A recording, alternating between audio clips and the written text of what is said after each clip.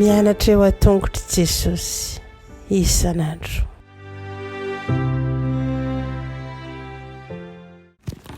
Fahalomerabantsika tsirairay avindray tonga eto amin'ny fampidirana ny lesona manaraka amin'ity herinandro ity, ny lesona fahavalo zany. Mialohan'ny dirantsika amin'izany fampidirana ny lesona ho an'ny lehibe zany dia ary vavaksika. Ry Andriamanitra tsara indrindra misaotra anao raha eo fa mbola manome zava-tsoa anay mandrakariva ianao, ary ihany koa mitaona anay mba hianatra ny teninao. Tompo, voninkaina anao izay kanefa mamelany elokay mamindra fo aminay tsy famindrianay, angataka aminao izay mba ho avelanao tokoa ireo rehetra tsy mendrika, ary koa ho avaozinao vaovao izay andray ny teninao indray izay, dia mangataka aminao hiteny manoloana anay amin'ny anaran'i Jesosy, amen. Ny lohatenin'ny lesona antsika mandritra an'ity herinandro ity dia ny lesona fahavalo zany, dia manao hoe fiainana araka ny Kristy, fiteny feno fahamasinana. Fiainana araka ny Kristy, fiteny feno fahamasinana.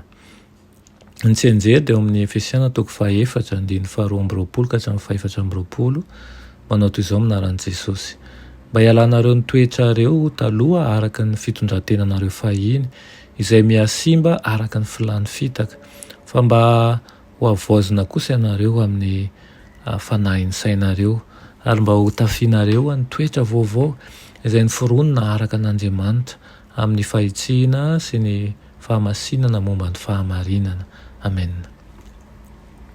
Teo amin'ny araben'ny Palma any Espagne no nisy an'ny José Antonio.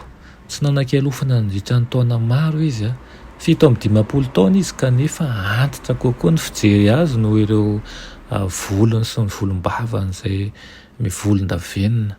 Indray andro nanantona azy Gracia, tompona trano fanaovana taovolana anankiray, ka nanolo-kevitra ny hanova tanteraka ny endriny raha mba tiany zany.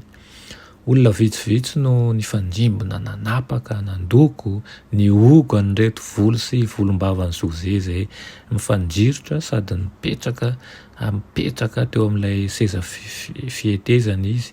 Avy eo dia nomena akanjo vaovao sy miady José. No nitany teo amin'ny fitaratra ny endriny dia nipotrapotraka ny ranomasina. Zaho tokoa ve io izy? Hafa tanteraka ny endriko, tsisy olona fantatra intsony. Taty aoriana dia hoy izy hoe tsy nanova ny endriko fotsiny zany fa tena nanova ny fiainako koa. Ambaran'i Paoly amin'ny Efesiana 4:7-12 fa nisy fiovana tanteraka teo amin'ny fiainan'ireo mpino. Niala tamin'ny toetrany taloha izy ireo ary tonga olom-baovao, kanefa tsy toy ny niovany nisy teo amin'ny José izany fiovana ivelany fotsiny, fa fanavaozana amin'ny fanahin'ny sain'izy ireo zany, dia ny fahitsiana sy ny fanarahan'ny fahamasinana momba ny fahamarinana. Amin'ity herinandro ity dia jery lafin-javatra tena goavana tokoa isika. Tsy mitsahatra miantso ny olona andao ny fiainana izay misambodrivotra izay anjakan'ny fahotana manko ny fanahy masina. Rehefa mamaly ny antso iray dia manomboka ny fiovana, zany hoe fiainana vaovao amin'ny Kristy. Ahoana raha ny tokony ho fiainan'ny olona anankiray izay no avoazin'ny fanahy? Dia izay no diniantsika mandritra ny herinandro ity. Dia lafin-javatra telo lehibe. Dia ilay fiainana voalohany, ilay fiainana tsy misy an'i Kristy, dia hijeritsika ihany koa ny fiainana ao amin'ny Kristy, ary manaraka izany ny fiovana izay hita ao aorianan'izay rehefa miaraka amin'ny Kristy.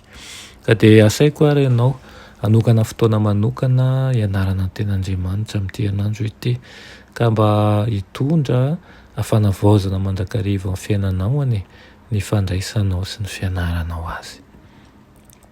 Rirainay tsara indrindra izay ny an-danitra mbola misaotra anao hatrany izay mampiditra anay amin'izany lesona vaovao zany. Misaotra anao tokoa izay mitari-dalana anay, ny teninao anie ho jiro manazava anay eo amin'ny androm-piainanay, ka mba ho amin'ny fanavaozana marina araka ny sitraponao tokoa izahay. Amin'ny anaran'i Jesosy, amen.